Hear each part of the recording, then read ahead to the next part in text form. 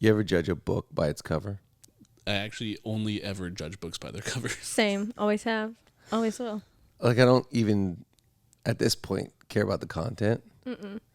Like, I'm at this point in my life right now where it's like when I walk through the airport and I see the bookstore, I just love to go look at covers. Yeah, I take pictures of them. Oh, for sure. Same. I do the same thing. I- And then do you ever get upset for the author? Like, who did this? Yeah, like it's a good book. Like who? Yeah, it's unfortunate sometimes. Right? But then, like, you look at some of like the bestsellers of books that have just sold forever, and it's nothing impressive. No. It's definitely so for them, the content clearly won. Yeah. But nevertheless, there's nothing better than a great book cover design. I also do the same thing with wine. I only buy it based off the label. This is very good because at Trader Joe's everything's $14.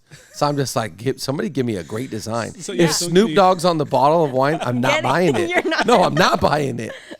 I mean, I know what not to buy: Barefoot and Snoops. Yep. Barefoot. Barefoot. What is it?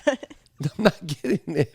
The kangaroo one, what is that? You know what I'm talking about? I don't know. I don't know the kangaroo one. No, Maybe that's Vaughn's or something. but I just know that, like, yeah, I'll go through like what's real at Trader Joe's. We don't know, but you go through there and you're just like, man, that looks really cool. That's a great font. Wow, they did good. The colors. Wait, this is, you know those drinks, like poppies and stuff? Oh yeah. The cans all just look so, I want to try them all. Then I Every get it, single and one of them. They're It's so horrible aesthetically every time. pleasing. If you go to Air One or Whole Foods, it's worse because they only carry the super aesthetically. I'm pleasing so ones. overwhelmed at Air One drink section. I can't. All the kombuchas and the little ginger drink. Everything looks enticing. Really. Yes. I'm convinced the cooler the can, the worse the drink inside. Ah, dang. They trick you. I tell you, who's doing good is our friends over at Zen Water, unofficially sponsored here by Zen Water. You said that you can't find this at the grocery store. I went to the grocery store. A full shelf of Zen water. Well, I think that since they redid this, because this is not the old bottle design. Now that the new one's out, by the way, T Swift was drinking Zen Water in the booth week 1. Not this last week at MetLife. The week, where was she in Kansas City? With the mom. Yeah, Kansas City. Photographed Zen Water in her hand. Shout out once again. Second shout out, because the last time he told me that he listened, second shout out to Clayton Barnes. Hey, Zen Water, my favorite water in the whole world. Never judge a book by its cover unless it's water.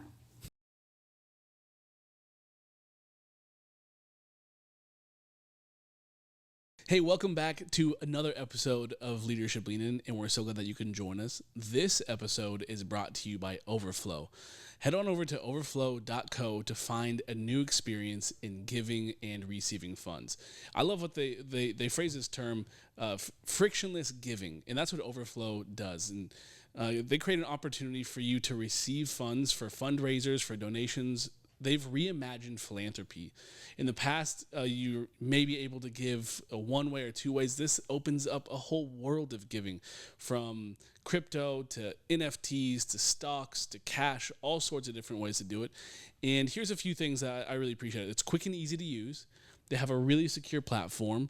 They have expert support. I'm telling you, their support is out of this world. If you need to call and email, they're there for you. And there's transparency at every step. You're never going to wonder what your financial position is with them. They will be transparent with you the entire time. So head over to overflow.co to book a demo right now. Welcome back, everybody, to another episode of Leadership Lean In. Lean out? Nope, don't you dare. Lean in. Why would you lean out when it feels so good to lean in? Just to get a little bit better. We cannot, listen, everybody on the podcast, we cannot promise perfection, but by golly, gosh darn it, we are promising progress. Amen. That's right. Shout out to my little sister who has been telling me that she listens to the pod. Let's go. Yes, a leaner. I was just in Memphis, a lot of leaners in Memphis. I was in Nashville recently, a lot of leaners. Some have called us a nation. That's true. Chad, You do. No one has called you a nation. Smallest nation. Some have called you a tribe. At best, buddy. We are so excited to have you with us today. We are jumping into some leadership content. We are talking about this fantastic subject today. Okay, today we are talking about stronger is better. So I know as a leader, you want to build everything bigger. You want big world, big team. Everything's about growth. But I think if you strive for that and the foundation is a little bit unsure, we might get what we're going for, which is bigger, but it won't turn out better. To me, the goal of leadership is everything stronger. Stronger at home, stronger in our soul, stronger in our relationships. By the way, one of the signs of strength, in my opinion, is that if you got the worst phone call of your life today, could you handle it? Are you strong enough? Are you strong enough to handle, all of the obstacles of life? Life is filled with challenges. Leadership is filled with challenges. Am I strong enough to deal with what's in front of me today? Right. I've got obstacles, I've got mountains, I've got challenges in front of me today. Am I strong enough to keep moving forward? So I think the goal ought to not be growth as much as it is strength. Yeah.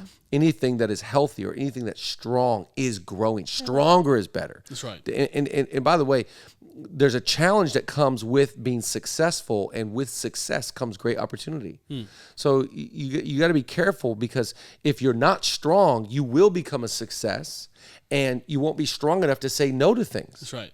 Because what happens when you go to another level in leadership, now there's all these opportunities, all these invitations, all these things that are now at your disposal. They weren't there before. Yeah. And if you're not strong enough, you're not strong in your soul, strong in your convictions, strong in your values, you're not going to be able to say no. And we know this about leadership. Your no is more powerful than your yes. And so the stronger I am, the more I'm able to say no to the wrong things, because I already resolved to say yes to the right things. So good. So let's focus on strength. Let's get stronger in our marriages, stronger in our convictions, stronger in our discipline. It's like when you work out, right? When you work out, what are you supposed to focus on? Your core, because that determines everything else. That's right. So don't focus on growth. Growth will happen if you're strong. Success will happen if you're strong. Yep. Stronger is better. I think you need two things in order for things to get stronger. And if they get stronger, they'll inevitably get better. The things that you need for you to get stronger are two things. Number one, you need a positive attitude. That's right. Which I just love positivity. I love that idea that your attitude is your altitude. You will never surpass your attitude. Your attitude determines everything. And so I like that positive attitude mindset. I think, by the way, let's just shout out all the positive people in our life. April, you're pretty positive. I think so. Scale of 1 to 10, where would you rate your positivity? 7? That's not very good. Really? You're That's a more C? positive. You're a C? Okay, then I'm like maybe an 8.5, 9. Okay, I'll give you that. Yeah. Nate, what are you on the positive scale? I think it would be on the side of extreme optimism.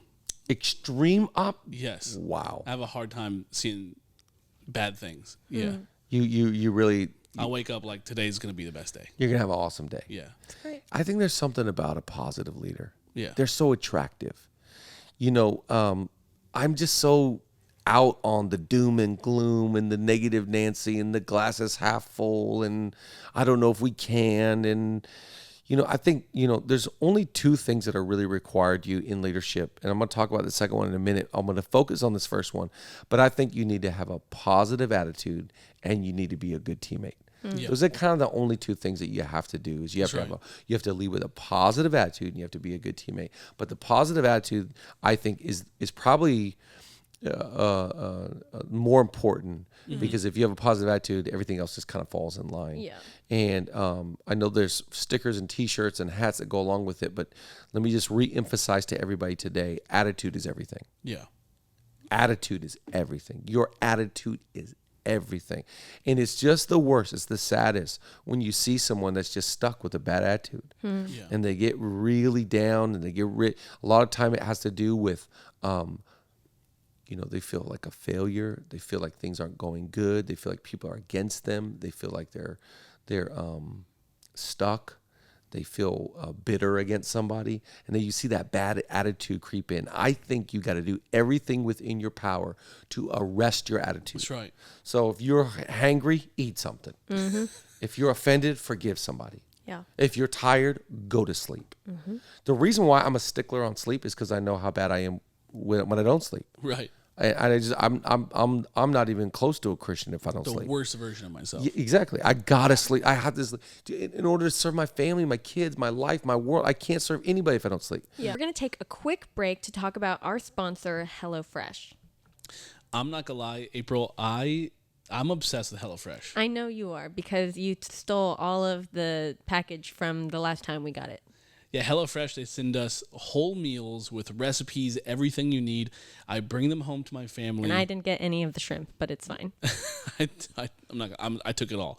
Okay, I have a little bit larger of a family. It's true. There's one of here. me. There's 4 of you. That's right. And it was so simple. My wife cooked the shrimp meal, and my children and myself. What's the one phrase from? It's not delivery. It's HelloFresh. Okay, but HelloFresh does deliver right to your door, and that's what I love about it. It's so simple. It's so easy, especially if you have a fast lifestyle. Look, most of us leaders, we don't have all the time in the world to look up a recipe, trust that it's going to be good, and then hope that we actually have the skills to pull it off. HelloFresh. I'm not really going to measure it out. I'm just going to throw things together, and it doesn't work like that. Yes. But they portion out all the ingredients. Yeah, I was going to say HelloFresh, I feel like a cook when I'm cooking things on my own. I feel like a chef when I'm with HelloFresh. And so we think that you should check it out yourself. I want to make sure and read our deal for you because I don't want you to miss out on this. Okay, go to HelloFresh.com/50lean and use code 50lean for 50% off plus free shipping. Go to HelloFresh.com/50lean and use code 50lean for 50% off plus free shipping. I'm not gonna lie, when this box shows up, it's like a refrigerated box. It's a cold box, and I get excited every time. It's like Christmas morning every time HelloFresh shows up. Well, we'll head back to Leadership Lean-In now. So because I so value a good attitude, I even have the value of sleep. Yep. Yeah. Here's a few things that you need in order to preserve your positive attitude. You need positive words, that positive confession, just that ability to just speak. I think this is, why I love this is the language of faith. Mm-hmm. The language of faith is that positive confession, that ability to, just say good things. I'll never forget years ago, I was playing golf. Judah and I were golfing. Shout out to Pastor Judah Smith, who just stopped by on the 6 p.m. service recently. He's just the greatest ever. Talk about a positive person. Right. This guy's, his moxie, his aura is just like loving, graciousness, kindness. He is so next level class. And I love him so much. And years ago, I don't know if I've been married 15 years, this is 14 years ago. We were playing golf with a guy up in Seattle, old pastor. And Judah is a golfer. Like he's real golf. Like I play the game. He's like, he will say he sold his soul to the game at age 10. He's a real golfer. So he misses this putt. We're playing Chambers Bay in Tacoma. Shout out to Tacoma. And he misses this putt. And so I kind of walk away kind of chuckling like he shouldn't have missed that one because he's so good. And all of a sudden, his putter goes flying by my ear. Oh, my God. And I was like, what? That's chaos. I almost became like the soldier in the Bible that lost the ear. And I was like, my God, what are you doing? What is wrong with you? Yes. And I was like, dude, it almost hit me in the ear. And we're walking the next tee box. I'm like, oh my gosh, what is wrong with you? And the older pastor guy was like, we really got to work on your confession, man. I was like, confession? We got to work on self-control. You're worried about his words. I'm worried about his actions. You got to work on your confession, man. I'll never forget. He's worried about confession. I kind of like that old leader, though, that gets passionate about don't confess those things. Yeah. That your words paint a world. Yeah. There's something about what you say holds so much weight in people's lives. And I just want to encourage you, leader, don't confess that over you. Don't confess that over them. Don't confess that over your city. That's right. Years ago, I was preaching at this church at the young adult ministry in Jacksonville, Florida. And name, I won't say the name of the ministry, but the young adults ministry had a name. And the pastor at the time was getting ready to preach.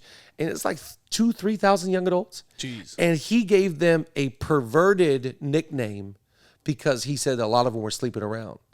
And I was like, man, I just don't even confess that. Yeah. I don't like that.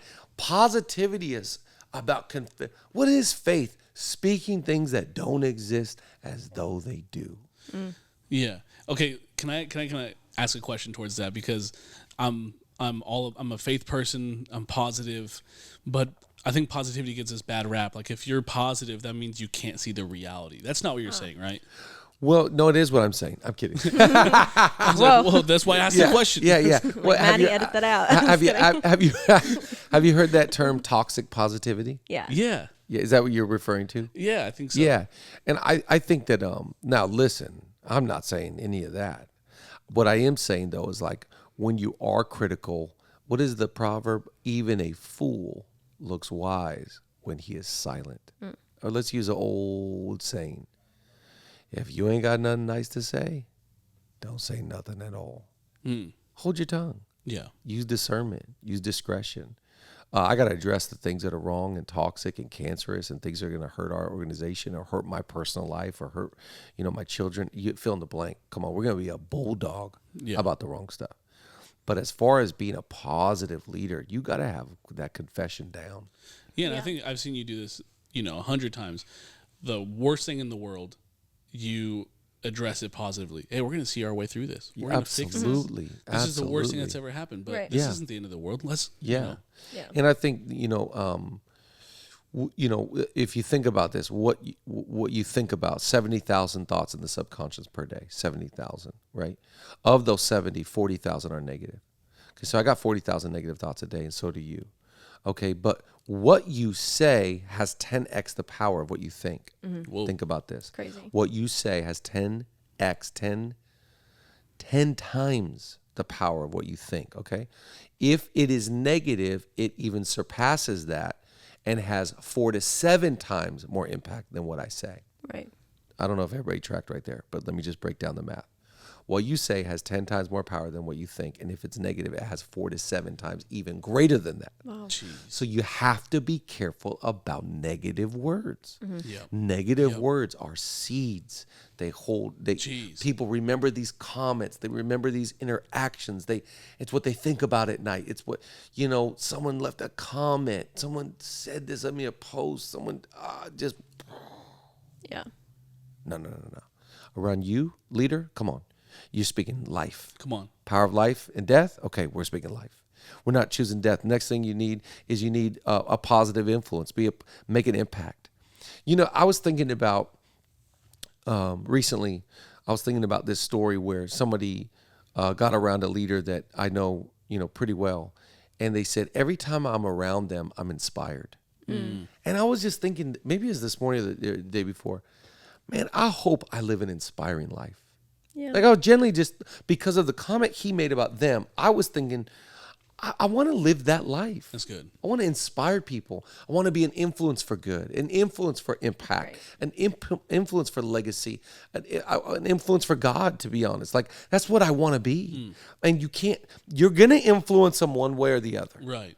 So you choose the path that you're on, and whatever path you're on, you're going to influence people down that path. That's right. And so you got to have a positive influence, positive outlook. I like this one because it's like, what is your perspective on things? How do you see God, you, and others? How do you see the circumstance you're in? How about a positive outlook? Again, like you said, you're going to be in the worst of circumstances going like, man, I know it's going to work out. Right. They say emotional intelligence is being in like a dark hole or a dark cave and having the ability simultaneously to be able to see the light at the end of the tunnel. Translation, I'm in a dark spot right now, but I see the light. That's right. And I think that when hard things happen, there is value in like what you talked about earlier, addressing that. And it's like, I remember someone in my life lost someone, they were grieving a death. And the advice that their therapist gave them was, give yourself an allotted amount of time a day to grieve that. And then that's going to help you heal. And so we have to just organize our thoughts, organize and deal with things so they don't bleed into our outlook. That's because right. if we deal with it and address it and give it the proper attention that it is due, otherwise it'll just be everywhere all the time and affect your outlook. Yeah, and your outlook gets all, I think that some people you talk to and their outlook has been skewed and it's been adjusted by this politics or culture or this other person's offense or whatever, and you go, wait, you have such an unhealthy perspective on things. How did you? So I think I need people in my life to help me get perspective sometimes. Mm-hmm, That's why I think it's important as a leader to ask people, hey, what do you think? Right. Hey, what do you see? Hey, I know you're not expert. I'm not expert. How would you handle this? I think getting perspective is a big deal as a leader. Here's another one, is that I need positive body language. I like this one, that I'm not summarized to communication just as an orator. I can talk. And by the way, I marvel at how good some people are at talking. I look at this Pat McAfee. This guy's so good at talking. Put a tank top and a gold chain. This guy's so dang good at talking. Dave Portnoy, Barstool Sports, or just anybody just has the gift to get up and just talk. Yep. It's unbelievable. So talking is its own gift. But guess what? I am in control of my body language. That's right. And I've seen some people just bad attitude or defeated or checked out, not interested, disrespectful, unhonoring. My body language can speak positively. Positivity. Positively. Yeah. My body both of those would work. Yeah. My body language talks. Yeah. There's a stat that's like communication is X% body language. I forget what it is, but it's so much larger than you think it is. So I just think like everything about you says everything about you. Yep. It's not just your fashion or your attire. It's how you walk. It's how you carry yourself. It's your countenance. You want to be a good communicator? Take care of your countenance. Yeah. Yeah. Just the spirit of who you are, the way that you interact, the way that you engage, the warmth. I think charisma is underrated. Yeah. Well, Being charismatic, being charming. That's what charisma is to have charm. Yep. I think your body language ought to be charming, inviting, accepting. I love that. Not like standoffish. Remember when coffee shops used to be snooty? 100%. Yes. This was the whole How sell. dare you ask for vanilla? How dare you? Dude, when we first went to Stumptown, I felt like the most inferior, small, idiotic. It's my fault for wanting to order here. Yeah, 100%. Why did I drive an hour to come? Yes. Do you remember this? Of course, yes. And now you go to a coffee shop, they're so accommodating. Yes. They'll help you. 100%. I wonder who got a hold of the little hipsters and made them hip to the world. You can't treat people like that. No. So leader, I'm telling you, I've been around some of the, most what people would think are the impressive leaders, and you look at their body language, I'm like, he's not impressive. yeah. Yeah. She's not impressive. Have you seen this, the body language TED Talk? No, I'd love it. Send it to me. Is this the power one? Yeah. Power poses? It's one of the most viewed YouTube videos. Who does it? Do you know? I don't know her name. Some woman, yeah. Yeah, we maybe we can put it in the description or something like that. But she talks about how your body language, how you hold yourself going into certain moments. There's power poses you can do that release neurotransmitters to make you more confident and positive. Come on. And so she said, before you go into an interview, go into the bathroom and lift your hands. Kind of like worship. We can make all sorts of parallels how God created us, but she goes, hold it for 10 seconds, and then put them down and do it again for another 10 seconds. You'll feel your whole body start to open up. You'll get loose, confident. It's almost like a lion, like when they're like, it's like when you're like getting ready to attack. But the opposite, people sit down before they're interviewed. They're on their phone. They're curled up in a ball, which fires a whole other set of neurotransmitters to go into like protection mode. Yeah. And so exactly what you're saying, like your body language, even if you're feeling a certain way, how you are intentional about your body language can change the positivity that you experience that's exactly yourself. right. And the way people perceive you, because if you've ever been to a play and you're watching the actor, and when you can tell when an actor doesn't know their lines and you're so nervous and so scared, like I can tell they're so uncomfortable and I'm uncomfortable. That's exactly right. This last Sunday, yeah. Well, yeah. Well, think about like resting bad attitude face. When Nice. We're coining that, putting that in the Christian dictionary. think about that. Like we know this term because it's like, hello, if you're so happy, let your face know. This is so good. It's a reality. So I think positive leadership wins. I think this is, that's right. we were talking about Pete Carroll and this winning attitude, this winning spirit. Be positive, positivity. You know what? One of my favorite guys. I'm name dropping here. I'm playing pickleball with him later this week. John Gordon. What did he write? Almost 3 million sold copies. The Energy Bus. Don't be an energy vampire. Be a positive leader. Positivity wins. Here's the next one. You got to be a good teammate. Oh, do I love a good teammate? We've talked about this countless times on Leadership Lean In. Let's readdress and let's take valuation of you. Are you a good teammate? Because the teammate you want, come on, man. You're never going to reap what you don't sow. Yep. So it's so funny. Leadership. I want loyalty. Do you give loyalty? Man, I want honor. Do you give honor? Man, I want friends. You got to text people and you got to be a friend. You see what I'm saying? And so I always think I'm always looking at the man in the mirror. Am I a good teammate? That's good. What kind of teammate am I? Would people define me as being a great teammate to them? We all have different roles in the team, but to the best of my ability, am I being the teammate that people, first of all, the teammate that I want people to be to me, and the teammate that they need me to be to them? So I think there's a few things with teammate that's really important. I'm going to do my part to the best of my ability. How am I a good teammate? If I'm a wide receiver, I'm running my route as hard as it's so funny. I was watching the Seattle Seahawks and the New York Giants last night. Yep. Oh, who won? Yeah, the Hawks. So just Google it, Hawks. I think 11 sacks last night. Okay, so just shout out. And the commentator, Troy Aikman or Joe Buck, was saying they have if you watch them, they have great wide receivers, but they're not running hard. So they're not running their routes as hard as, so they're faster than they're showing. It's effort. In my area, whatever I'm doing to the best of my ability, I'm going to dominate what's under my control. So that's the way I serve the greater team, is that what I'm responsible for, I'm engaged with it and I'm responsible with it. The other thing is that I'm going to care about our area. So let's go back to wide receivers. So wide receivers are not on defense, they're on offense. So I care about not just my receiver routes, I care about the running backs and the offensive line and the quarterback and the fullback and the tight end and everybody in the offensive unit. So I think a great teammate cares about what they do, but cares about the area that they're a part of. And whatever area you're a part of, don't just care about, your specific niche.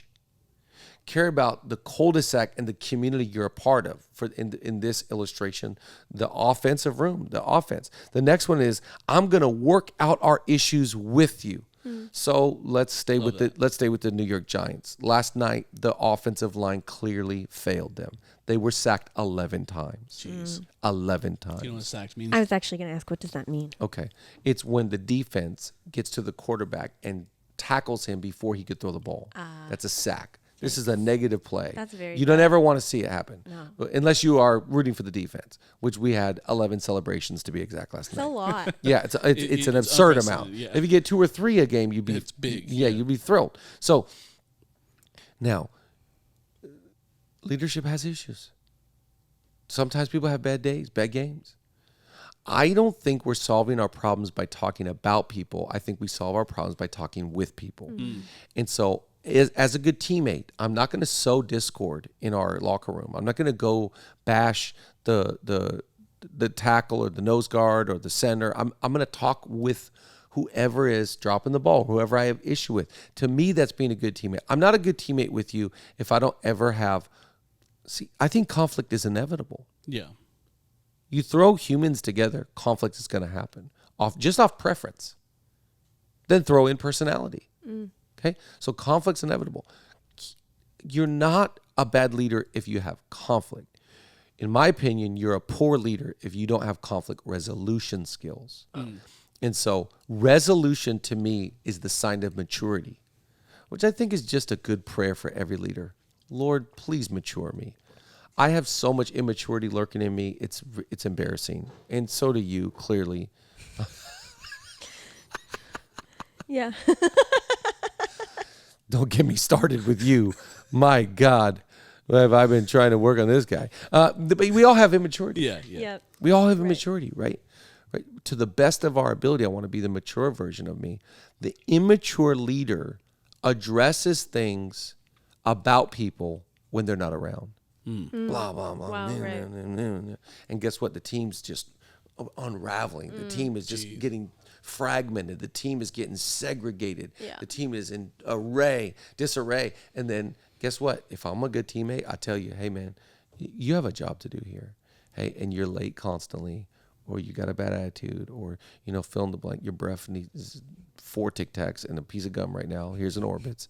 Whatever it is, a good teammate is willing to address things head on. Yeah. Yeah.